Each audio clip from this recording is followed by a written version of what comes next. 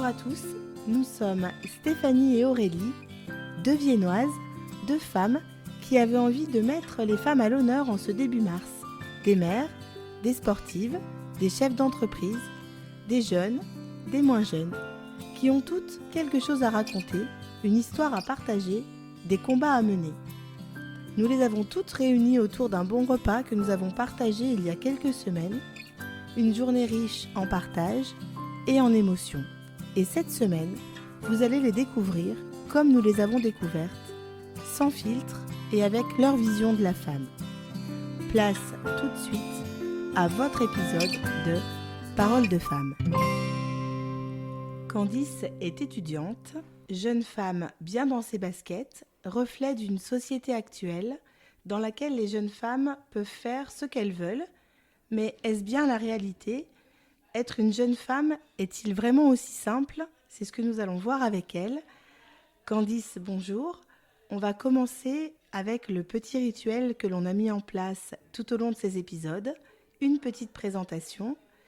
Je vais te demander ton nom, ton prénom, ton âge et ta profession. D'accord, bonjour. Alors, je m'appelle Candice Thomas, j'ai 18 ans et je suis actuellement étudiante donc en première année de BUT technique de commercialisation et j'habite donc vers Lyon. Candice, fais-nous d'abord une petite présentation. Tu as grandi plutôt en campagne, plutôt Tout à fait. En ville ? Tout à fait, je suis née donc à Vienne et j'ai grandi à la campagne, entourée de la nature et dans une grande maison. D'accord. Un papa, une maman, des frères, des sœurs ? Oui, donc avec mon papa, ma maman et donc ma petite sœur et mon petit frère que j'ai vu grandir et que j'ai même pratiquement élevé. D'accord. Candice, quand on a 18 ans, est-ce qu'on s'interroge déjà sur la place de la femme ?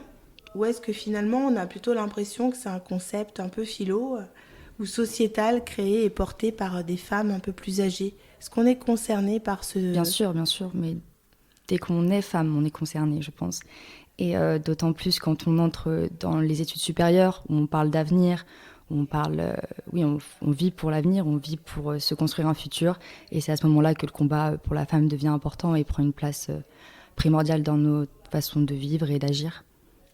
Pourquoi tu parles de combat ? Parce qu'il y a encore beaucoup de choses à mettre en place et contre lesquelles lutter, pour lesquelles lutter. Encore beaucoup d'inégalités, beaucoup de combats à mener, je pense. Tu le ressens, toi, dans ta vie au quotidien, ou c'est quelque chose...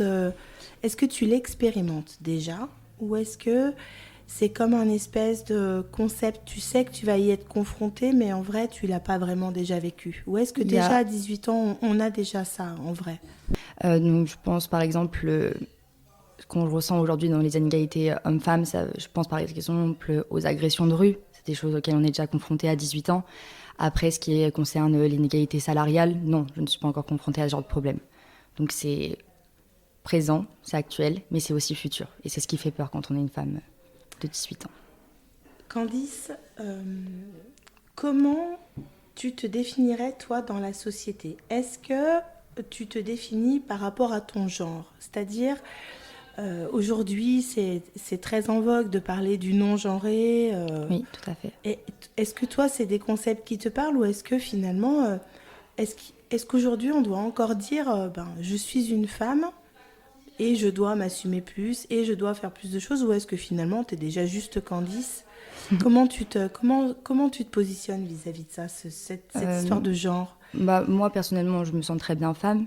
Je suis une femme, mais je suis très fière de cette ouverture d'esprit dont fait preuve ma génération et nos générations quant à la transidentité, le non-genre. C'est un combat que j'aime voir, cette tolérance, cette ouverture d'esprit dont on fait preuve aujourd'hui et qui était impossible le siècle dernier, par exemple. Tu as la sensation donc que l'on avance ? Oui. Qu'être une femme aujourd'hui, c'est quelque chose de plus normal ? Ou est-ce que c'est plutôt une lutte encore silencieuse ? Oui, il y a encore de la lutte à faire, je pense. Mais elle fait plus de bruit qu'avant, peut-être. Alors toi, tu trouves qu'elle fait plus de bruit qu'avant ? Je sais pas, ce ne sont plus les mêmes combats. Avant, on votait pour le droit de vote, pour le droit d'avoir un compte en banque, même de porter un pantalon, qui n'était pas encore possible il y a quelques années. Mais aujourd'hui, c'est d'autres combats, oui. Des combats plus sourds ? Oui. C'est plus underground. Peut-être, oui. J'imagine que tu as des projets, des envies pour ta vie professionnelle et pour ta vie personnelle.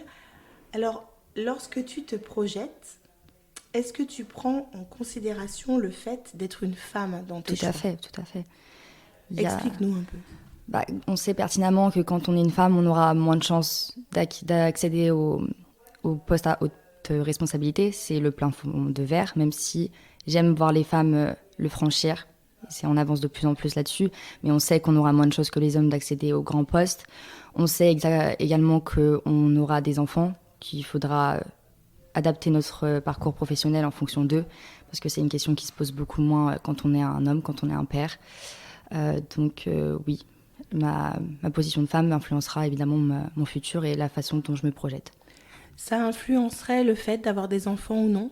Est-ce que tu penses que c'est quelque chose qui pourrait, ou pour toi ou pour d'autres jeunes femmes, dire finalement, si je dois choisir entre une carrière et le fait de faire un enfant, finalement, voilà, c'est ce qui se pose quand on est une femme et du coup, je choisirais, peut-être que je devrais choisir ma carrière. Ou est-ce que toi, c'est plutôt... Je n'ai pas encore songé franchement aux enfants, mais j'espère pouvoir combiner donc ce désir de famille et avec celui donc d'un parcours professionnel épanoui. Et est-ce que l'éventuel métier que tu envisagerais de faire, si tu as déjà une idée ou pas, tu peux nous dire, mais justement, est-ce que tu vas prendre en compte le fait d'être une femme pour choisir un métier ? Ou alors tu as envie d'être, je sais pas, un métier complètement où tu vas aller casser les codes et tu feras le métier que tu veux sans imaginer que tu sois un homme ou une femme, peu importe finalement. Tu as envie aujourd'hui de réaliser ton rêve de métier et ou est-ce que tu vas te dire, quand même, je suis une femme, donc je vais plutôt m'orienter vers tel type de profession. Oui, je vois. Après, moi, personnellement, j'étudie dans le commerce, marketing, communication. Ce sont des domaines assez mixtes quand même. Il faut reconnaître. Je sais qu'il y a des métiers bien plus fermés aux femmes. Ce n'est pas mon cas, je pense pas. Mais ça n'influence pas trop, pour l'instant, la voie vers laquelle je me dirige.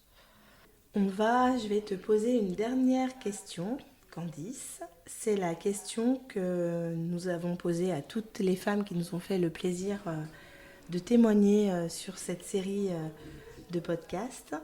Pour toi, Candice, c'est quoi être une femme en 2023 ? C'est une belle question.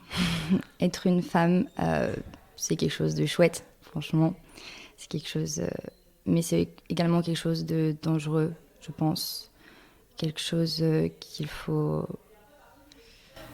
Je trouve pas trop mes mots, mais il faut rester engagé, finalement, pour nos droits, qui tendent parfois même à disparaître, comme on voit aux États-Unis, le droit contre l'avortement. Il faut également lutter pour celles qui ne peuvent pas, quand on parle en Inde, dans les pays où on a des dictatures. Donc, être une femme, c'est rester engagé et suivre ce que l'on veut suivre, atteindre nos rêves et ne pas se laisser dissuader par les codes et les stéréotypes d'une société patriarcale. C'est une bien jolie maturité pour une toute jeune femme de 18 ans. Merci Candice pour ce moment qui a été à la fois tout doux et tout frais. Nous te souhaitons une belle réussite, celle qui t'inspire et celle que tu construiras. À très bientôt. Merci à toi. Demain, vous retrouverez Aurélie pour le dernier épisode de cette série Paroles de femmes.